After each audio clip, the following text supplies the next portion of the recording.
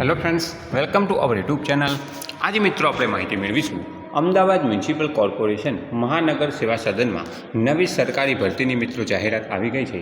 Ahmedabad municipal કોર્પોરેશનમાં વહીવટી cadre માટે સહાયક સિનિયર ક્લાર્કની નીચે જણાવેલ જગ્યા ભરવા માટે લાયકાત ધરાવતા ઉમેદવાર પાસેથી તારીખ 7/7/2026ના રોજ 23:59 કલાક સુધીમાં મળી રહે તે રીતે ફક્ત ઓનલાઈન અરજીઓ મંગાવવામાં આવે છે.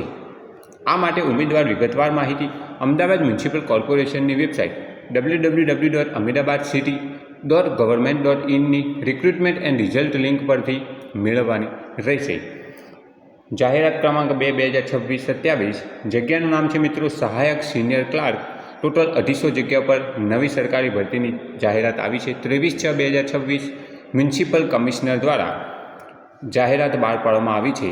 અમદાવાદ મ્યુનિસિપલ કોર્પોરેશનમાં સહાયક સિનિયર ક્લાર્કની ટોટલ 250 જગ્યા માટે જેની ફોર્મ ભરવાની